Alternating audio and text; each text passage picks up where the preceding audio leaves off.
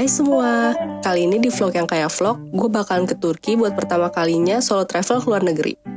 Tapi karena persiapannya cukup ngasal, jadi mungkin ini vlog yang bukan buat diikutin, tapi buat jadi pelajaran. Semua perjalanan gue pakai public transport, dan gue cuma pakai tour sekali pas di Kapadokia. Buat menambah peruntungan, dari Jakarta gue pakai kaos Uniqlo custom print.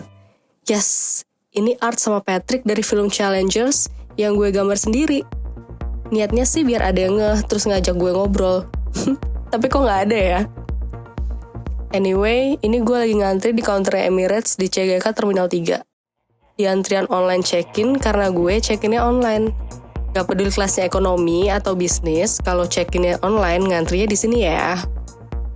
Bapak di depan gue nanya gue mau kemana. Terus gue bilang ke Istanbul. Dia bilang dia ke Washington. Terus gue bilang, waduh lama dong pak. Iya nih, hehehe, bisa sehari sendiri. Dia gak tahu aja, gue juga sehari sendiri karena harus transit di Dubai 12 jam. Kata teman gue, kalau sampai 12 jam, sebenarnya kita berhak buat dapat kamar hotel dari Emirates. Selama emang gak ada transit lain yang lebih cepat. Ini tuh gue tahu. Cuma paham gak paham gitu ya, sebelum gue terbang. Terus karena gue banyak kerjaan, jadi gue males hubungin Emirates-nya. Akhirnya ya udah, gue ngemper aja nih di kursi DXB yang kayaknya emang didesain buat tidur. Sesampainya di IST, perjuangan gue belum berakhir. Gue masih harus terbang lagi naik Turkish Airlines buat ke Izmir. Ini bagian perjalanan yang bikin gue cemas berat sampai sakit emah sebelum berangkat. Soalnya gue sampai IST kan jam 14.25.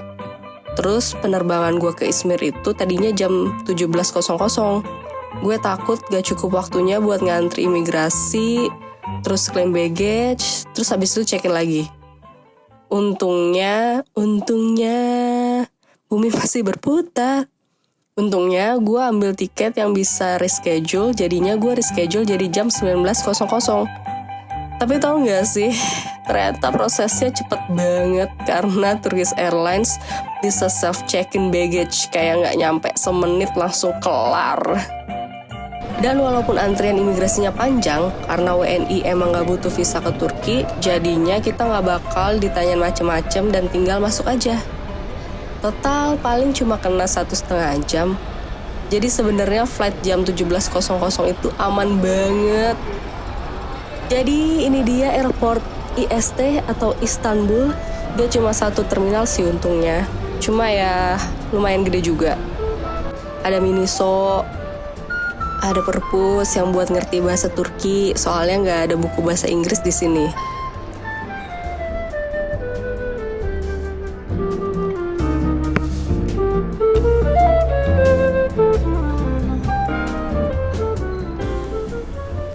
Di penerbangan ke Izmir, kita dapat cheese sandwich yang sederhana. Cuma emang tomat di Turki tuh enak deh. Karena gue udah kelaparan kali ya. Sesampainya di bandara Izmir, gue agak takut soalnya sepi banget. Padahal Izmir bukan kota terpencil juga. Tapi jam 8 malam aja udah kayak Silent Hill gini. Gue keluar dari bandara Izmir buat naik metro. Sebelumnya gue beli dulu Izmir Card di loket metro yang letaknya sebelum gate masuk. Pas masuk platformnya, gue agak sedikit underwhelmed. Karena gimana ya, ini kayak pocin aja gitu gak sih? Orang-orang di sini juga pada gak bisa bahasa Inggris. Dan gue juga salahnya gak bisa bahasa Turki sih. Jadi harus nanyain 10 orang, lebay. Sampai ada kakak-kakak yang mastiin kalau iya, gue nunggu di platform yang tepat. Setelah melintasi Izmir yang kelihatan lagi-lagi kayak Margonda aja gitu, gue sampai juga di hotel. Istirahat dulu ya. Pagi. Ini dia view kamar gue. Bau pipis hewan sih sejujurnya. Cuma ya, ini pemandangan asing yang tetap bikin gue ngerasa, gue lagi bukan di Indonesia. Di lobi hotel gue di Izmir, namanya Merkez Hotel. Dia letaknya emang di kawasan yang shady gitu, makanya murah. Dan pegawainya pada nggak bisa bahasa Inggris, jadi komunikasinya pakai Google Translate. Gue suka sih suasana kesederhanaan ini. Mereka juga ada breakfast, walaupun seadanya. Karena si bapak manajer bilang minimarket di bawah belum buka sampai jam 8, gue sok-sok ngopi dulu sampai tiba waktunya gue beli pasta gigi. Karena gue lupa bawa pasta gigi, coba bayangin.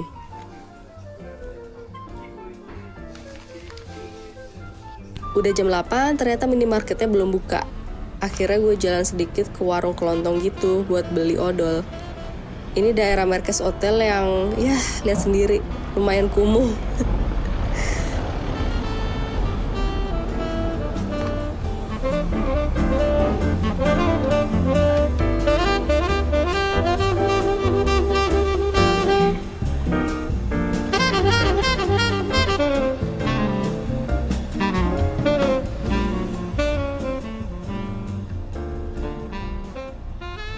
Gue beli Colgate ukuran segini harganya 50 lira atau 25.000.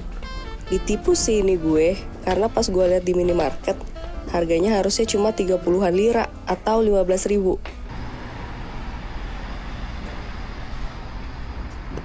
Untungnya walaupun kumuh, hotel gue cuma selangkah menuju stasiun Basmane, dimana gue bakal naik metro dan nyambung bis di Terminal Izmir. Pas nunggu kereta di platform, ada bapak-bapak gendut botak yang ngobrol sama gue. Terus ngajakin nikah. Freak banget. Mana dia bareng lagi naik keretanya. Pas turun, gue langsung kabur aja. Terus mungkin gara-gara itu, gue nervous banget sampai keringetan pas naik bis. Untungnya gue sampai dengan selamat sih di terminal. Ini dia penampakan Izmir Bus Terminal atau bahasa Turkinya. Sorry ya, ini gue bakalan salah sih. İzmir Şehirlerarası Otobüs Terminali, disingkat jadi İZOTAŞ. Lagi-lagi ngingetin gue sama terminal di Indonesia.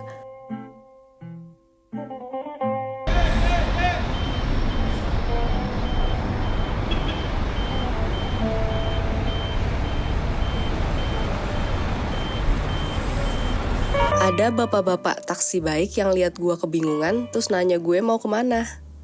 Gue bilang gue mau naik Çeşme Sehayat ke Alaçatı.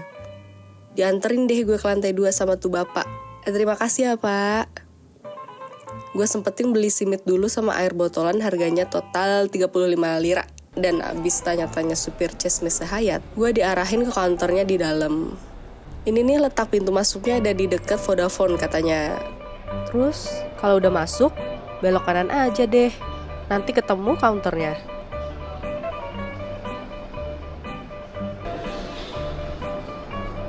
Gue beli tiket tujuan Alaçatı dengan harga 220 lira. Gue kebetulan dapat tempat duduk di aisle, cuma gue tetap bisa lihat pemandangan yang cukup memanjakan mata.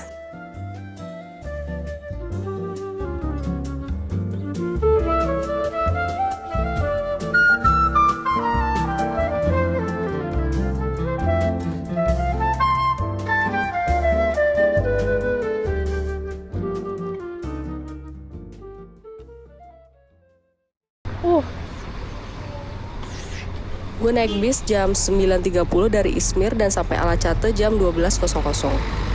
Jadi perjalanannya sekitar 2,5 jam ya.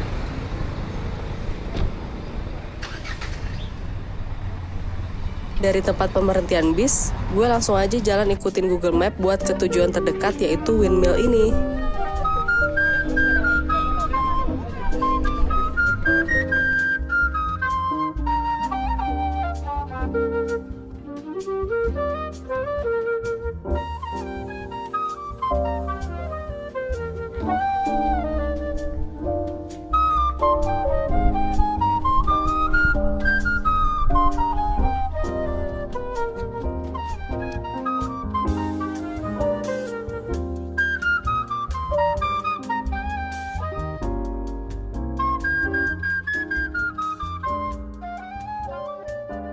Abis puas ngonten, gue terus agak panik sedikit teringat belum beli tiket buat balik ke Izmir.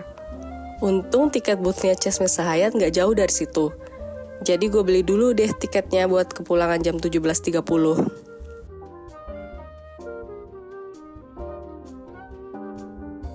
Kelar dari boothnya Çeşme Sehayat, gue langsung lanjutin ke part Alacate yang sesungguhnya. Ngeliat ada emak-emak beli gelato, gue jadi kepengen juga nih. Gue ngasal aja beli yang lemon, dan ternyata asem. Jadi baiknya emang dicobain dulu ya guys. Tapi ya cukup menghilangkan dahaga di panasnya Alacate ini sih.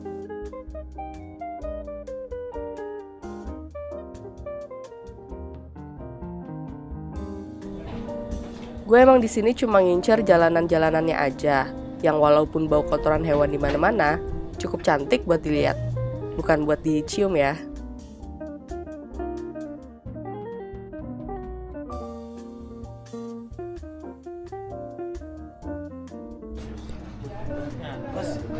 Basit çalışan birine göre biraz hareket.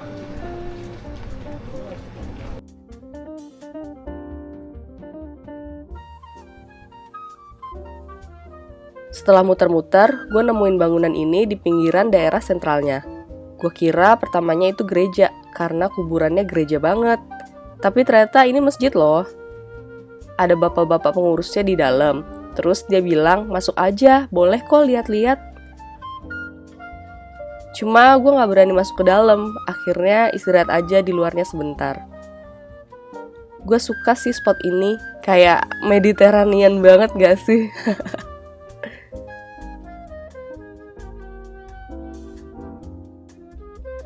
Puas berteduh, gue lapar, jadi gue ngasal nyari lokanta karena gue hari pertama langsung kepikiran mau nyobain masakan lokal.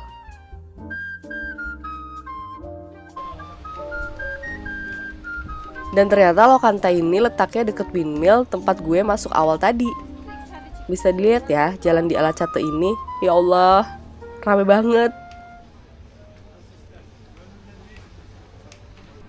Sesampainya di lokanta, gue masuk.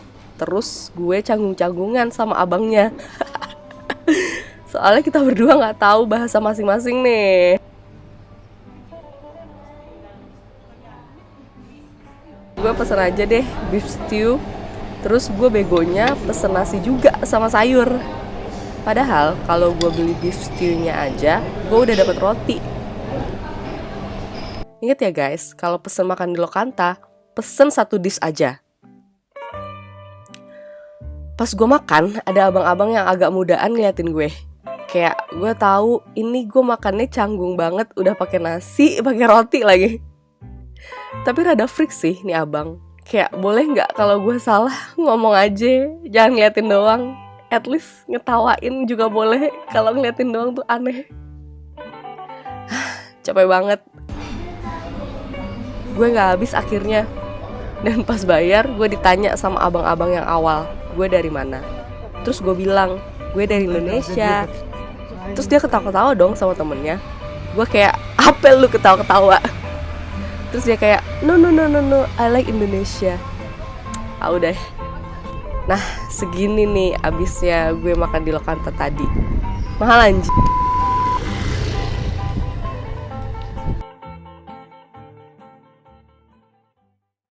Lihat deh, ini pohon olive bukan ya?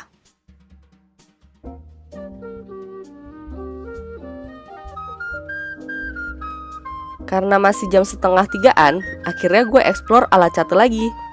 Kali ini gue lewatin deh semua jalur-jalur yang belum gue lewatin, termasuk perumahan elit di sekitar daerah sentral. Walaupun perumahannya bagus, tapi kotor yo. Saking mengeksplornya, jalanan gak jelas pun gue explore. Depan rumah orang,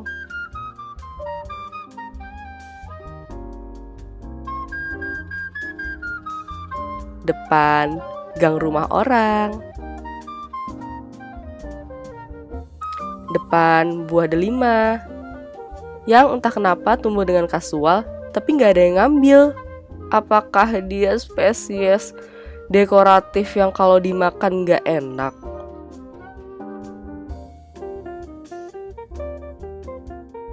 Di Alacate ini emang banyak art shop. Salah satu yang gue temuin jual glass di pen ini.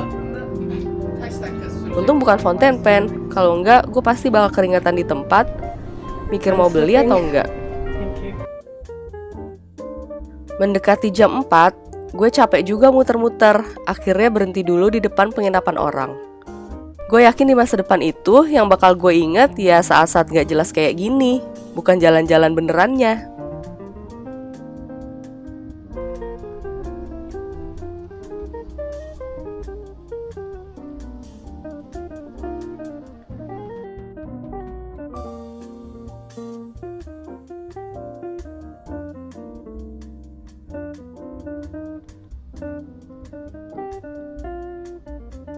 Bougainville di sini juga masih banyak yang mekar loh.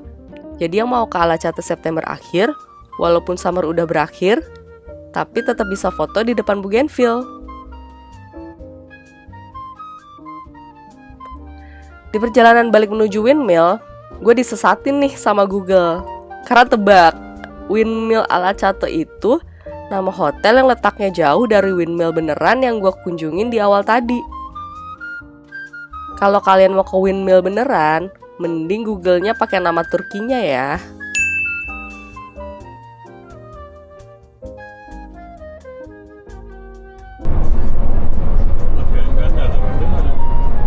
Akhirnya gue naik bis juga.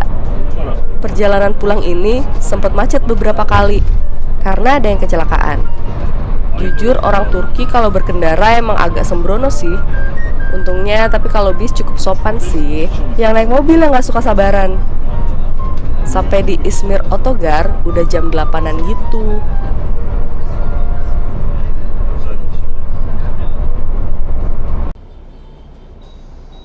Gue nyari bis yang ke hotel gue agak tricky nih haltenya di mana.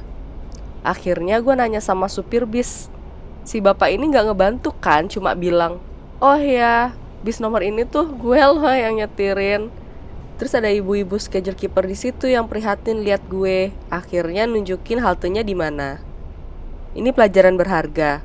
Gue sadar kalau mau nanya apa-apa sekarang sama cewek aja ya. Terus udah deh, gue nunggu di halte yang gelap. Gak ada footage-nya karena bahaya ya. Tapi gue dapet teman nungguin kakak-kakak cewek yang masih muda gitu. Dan cakep lagi. Kita sama-sama nungguin bis yang gak dateng-dateng dan ngobrol pakai Google Translate. Akhirnya setelah agak panik, tuh bis datang juga. Setelah turun di stasiun Basmane, gue sempetin dulu beli burger di dekat Marquez Hotel. Kelihatannya emang biasa aja. Dan emang biasa aja sih. Tapi dagingnya enak, emang daging beneran gitu. So jadi ini dia penutup perjalanan gue kali ini di tanggal 29 September. Besok kita lanjut lagi ya guys. Pagi-pagi betul gue udah berangkat ke stasiun Basmane buat menuju ke Efesus.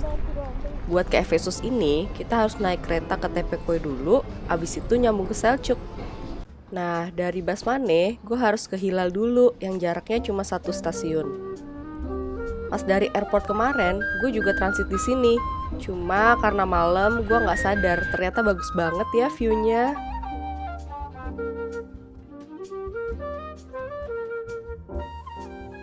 Ini gue lagi nungguin kereta tujuan Tepecoy. Tapi gue bakal salah naik kereta di sini.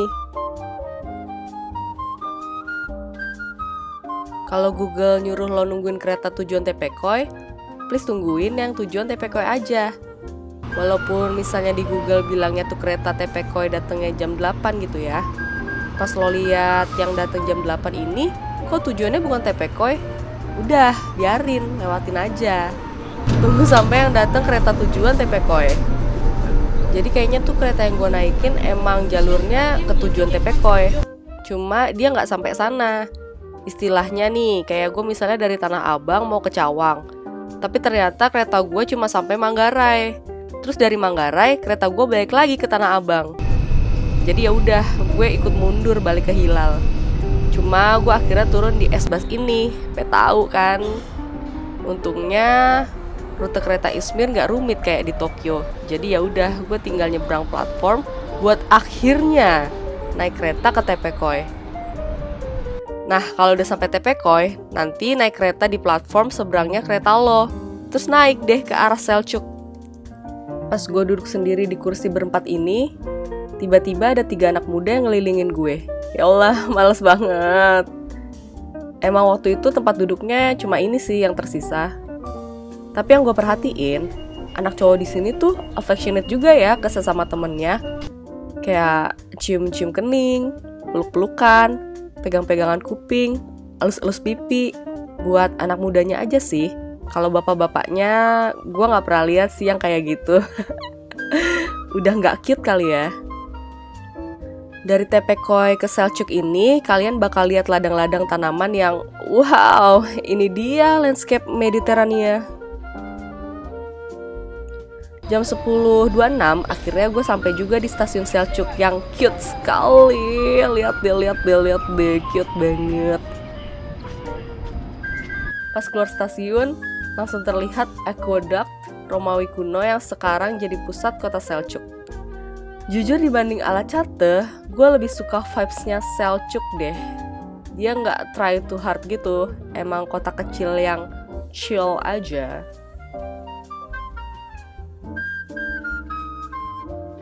Ini gue berusaha mencari-cari di mana tempat dolmus atau minibus yang menuju ke Efesus mangkal.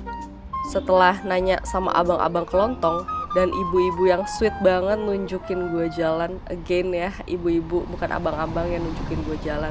Ternyata kalau dari aqueduct tadi itu tinggal lurus, terus belok kiri, lurus sampai ketemu terminal kecil.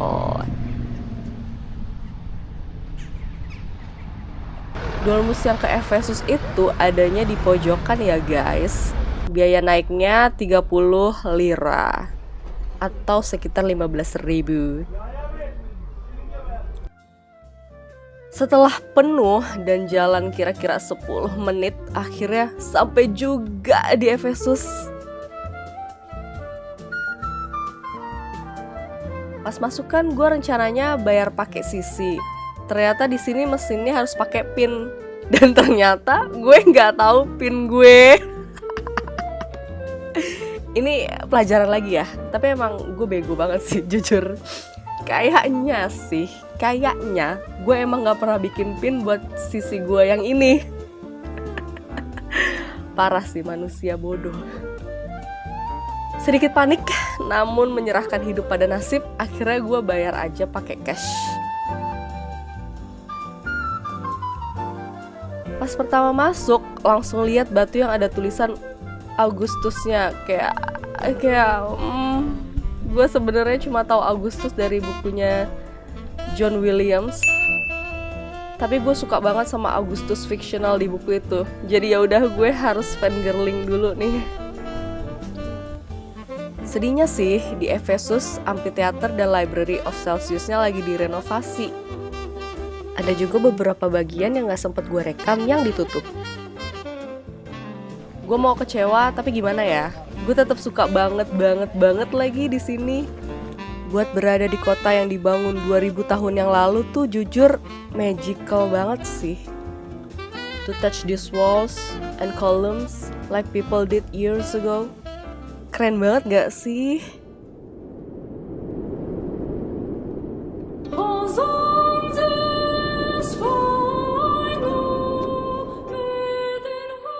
Sebenarnya manusia udah nempatin Efesus mulai dari zaman Neolitik. Terus bermigrasilah orang-orang Yunani ke daerah ini di tahun 1000-an sebelum Masehi. Setelah melalui banyak pasang surut dan kerumitan perang antara Yunani melawan Persia, Efesus sempat jadi wilayahnya Persia juga. Tapi akhirnya dibebasin sama tak lain tak bukan si Alexander the Great. Pokoknya orang zaman dulu kerjanya perang doang ya. Soalnya belum ada YouTube. Efesus jadi bagian Yunani, lalu masuk ke kerajaan Pergamon. Penguasa Pergamon terakhir nyerahin Efesus ke kerajaan Romawi di tahun 129 sebelum Masehi. Nah, makanya tuh ada jejak Augustus di sini. Bahkan ada gate atas nama dia. Yang gua nggak lihat sih, itu gate-nya ada di mana ya? Mungkin di bagian yang lagi direnovasi. Augustus bisa lihat pentingnya Efesus dengan letaknya yang strategis. Dia supervisi pembangunan Efesus, termasuk kuil-kuilnya, teater, dan juga aqueducts. Di bawah kekuasaan Augustus, Efesus jadi pusat komersil yang menarik warga-warga dari seluruh penjuru Romawi. I'm filming myself. Spielberg. Yang bikin gue kagum banget di sini tuh ya, suara anginnya.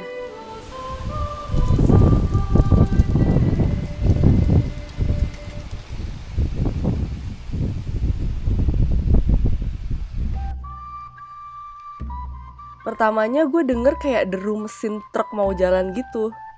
Terus pas angin bertiup, gue baru sadar. Ya ampun, ini ternyata suara angin. Pokoknya tuh bergema di seluruh bukit-bukitnya gitu. Kayak gue bisa langsung bayangin apa rasanya hidup di sini 2000 tahun yang lalu. Di bawah pohon gini kan, jualan peach kali ya. Atau enggak ngegosipin tetangga. Gak keren ya, berdebat filosofis sih sama bapak-bapak lain. Tapi kayaknya masa itu bukan masanya wanita punya suara sih. Pas sampai pintu masuk yang satunya lagi, gue balik ke pintu masuk awal dan rencana gue bakalan fokus ambil foto aja. Cuma ternyata mulai mendung dan hujan tipis-tipis. Tapi gue anaknya kan gigih ya, jadi gue tungguin tuh mendung sampai hilang demi dapet cahaya foto yang bagus. Setelah sekiranya puas, gue keluar dari pintu masuk awal tadi dan melintasi parkiran ke pepohonan ini yang ternyata adalah sebuah bus shelter. Ada bapak-bapak nebak gue, dari Malaysia ya mbak? Well, close enough. Soalnya pas gue makan di Seljuk, ada yang lebih ajaib lagi nih. Bapak-bapak yang punya restoran ini nebak gue dari Amerika Selatan. Apakah gue mirip Adriana Lima? Lumayan sih. Gue rekomendasiin banget sih tempat ini ke kalian semua. Selain bapaknya ramah banget, makanannya juga murah. Ini gue pesen kofte egg mac atau meatball sandwich. Harganya cuma 120 lira. Dan rasanya enak guys. Terus pas gue mau pulang, kan gue bayar. Si bapaknya nanya gue, "Kamu student ya?"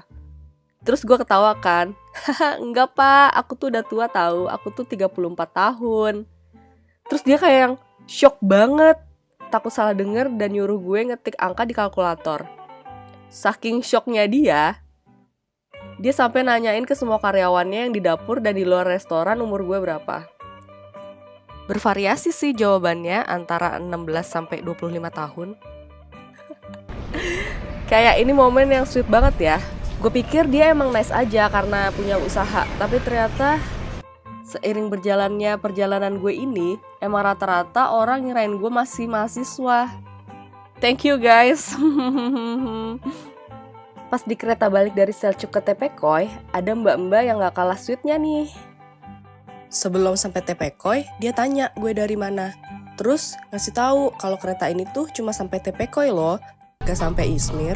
Gue udah tahu sih, tapi gue thank you banget sama dia. Sekembalinya ke Basmane, gue sempetin dulu ke loketnya TCDD buat beli kereta high speed dari Ankara ke Istanbul buat tanggal 4. Ternyata bisa loh beli tiketnya di loket manapun, gak tergantung kota keberangkatannya. Karena masih sore, gue keliling-keliling dulu melihat kota seperti apa sih Izmir ini.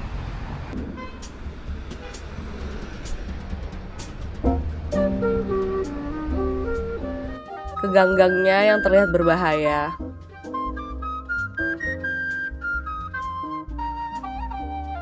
Terus setelah merasa cukup berbahaya, gue balik ke Merkez. Tapi sebelumnya gue belanja snack dulu di minimarket bawah hotel.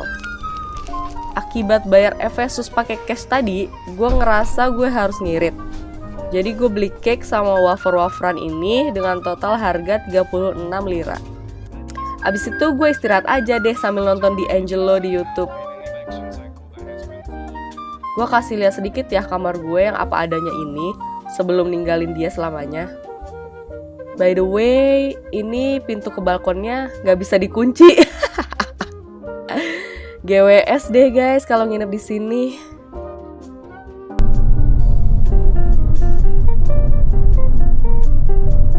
So, this is the end of part 1. Di part 2 kita bakal jalan-jalan ke Kapadokia nih. Semoga ngeditnya jauh lebih cepet sih dari yang part 1. See ya!